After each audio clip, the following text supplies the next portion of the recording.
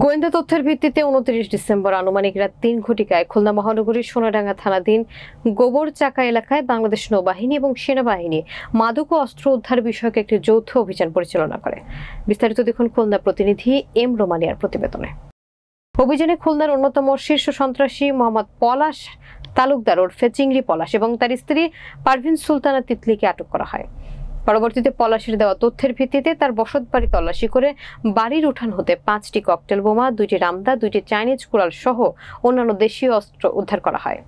আটককৃত ব্যক্তি পলাশের বিরুদ্ধে সোনাডাঙ্গা থানায় 8টি হত্যা, মাদক এবং অস্ত্র মামলা চলমান রয়েছে বলে থানা সূত্রে জানা যায়।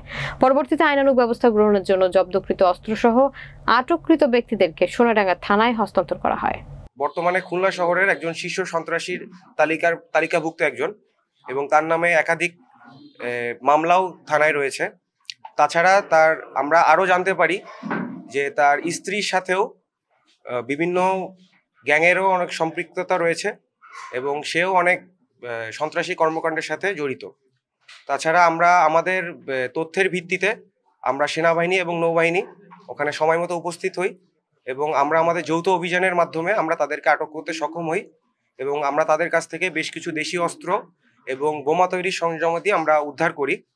আমরা আশা করছি যে বর্তমান সরকারের নির্দেশনায় সেনাবাহিনী এবং নৌবাহিনী আমরা একত্রে যৌথ অভিযান এবং আমাদের কার্যক্রম আমরা চলমান রাখব।